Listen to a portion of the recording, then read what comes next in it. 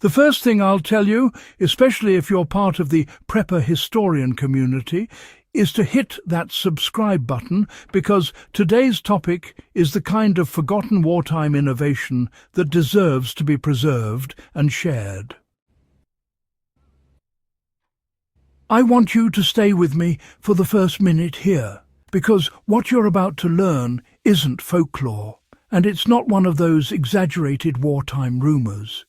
It's a real, documented piece of World War II material science that most historians never come across. I'm talking about the paint additive that could turn ordinary wood into a material tough enough to resist small arms fire. This wasn't magic. This wasn't propaganda. It was chemistry meeting necessity during the most desperate years of the war. During the early 1940s, every nation involved in the war faced a brutal truth. There simply wasn't enough steel to go around. Tanks, ships, aircraft, fortifications, everything demanded metal, and metal was always in short supply. The Allies and the Axis alike were forced to look for alternatives. Civil defence workers needed protected observation posts. Airfields needed structures that could survive strafing. The Home Guard needed shelter materials that didn't drain military steel supplies. So material scientists began experimenting with wood, which was cheap, abundant, and easy to work with. The problem was durability and resistance. Wood splinters, burns and breaks, unless you alter it. That's where a class of chemicals known as borates entered the picture. These were already known for fireproofing and insect resistance, but, wartime researchers realized they had another property. When combined with certain resins and absorbed deeply into wood fibers, they dramatically toughened the material, reducing shattering on impact and increasing density enough to stop or deform lower caliber rounds. The wartime mixture wasn't a single brand or formula. It was actually a family of treatments based on sodium borate or boric acid combined with phenolic or urea formaldehyde resins. Think of it, if you will, as a liquid armour soak. When painted or pressure applied onto wooden boards, the mixture penetrated deep into the grain. Over several days, the resins cured and the borates bonded at the molecular level, creating a semi-ceramic internal lattice. The result was wood that behaved differently under stress. Instead of splintering outward, it compressed, absorbed energy, and held its structure. Reports from Allied engineering corps show that 1.5-inch boards treated with this mixture could stop 45 ACP rounds and significantly slow or deflect 9mm and 32 caliber fire. The British Civil Defence Authority experimented with treated shutters for factory windows. The US Navy tested treated timber for use in guard stations and exposed shipboard structures. Even the Soviets, who relied heavily on wood throughout the war, utilized similar resin borate treatments on bunkers and defensive shields. This wasn't complicated or elite technology.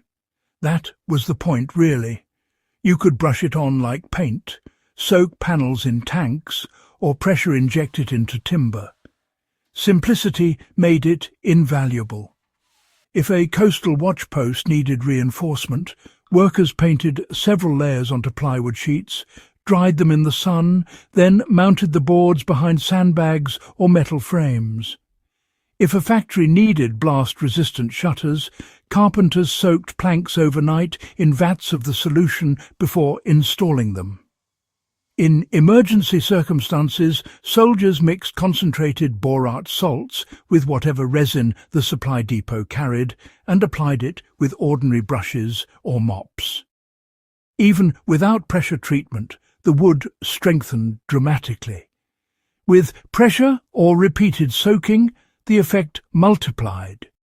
You don't see this method used today for several reasons, none of them related to effectiveness. After the war, steel and aluminum became plentiful again and quickly replaced improvised wartime materials. The chemical industry shifted toward mass-produced plastics, military doctrine changed, and wooden fortifications simply weren't part of modern defense planning. Over time, the knowledge decayed into footnotes scattered across engineering reports and procurement memos. Historians overlooked it because it wasn't glamorous. It wasn't a tank, aircraft or weapon. It was just chemistry saving the day quietly in the background. But for survivalists, homesteaders and preparedness enthusiasts, forgotten solutions like these are gold. Because if you ever need to harden a structure without relying on steel or concrete, the wartime logic still applies. This is where history meets usefulness. Borate-based wood treatments are still easy to find. They're sold for pest control and fire resistance.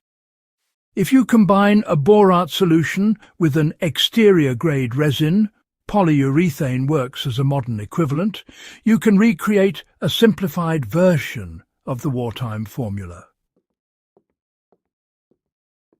Start with untreated wood, preferably thick plywood or solid boards. Apply a heavy borate solution and let it soak in. After drying, apply a resin coat, let it cure, then add another borate treatment followed by another resin layer. The alternating layers mimic the deeper, chemically bonded matrix that WWII engineers achieved with simpler ingredients. If you want to take it further, soak boards in borate for hours before sealing them with resin. A small structure, like a shed wall, range shield, or protective barrier, can benefit from this approach. You won't achieve modern ballistic armor levels, but you will dramatically increase density, impact resistance, and fragmentation control. That is exactly what wartime engineers aimed for.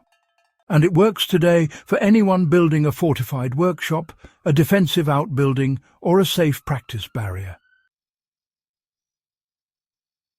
Knowledge like this preserves more than facts.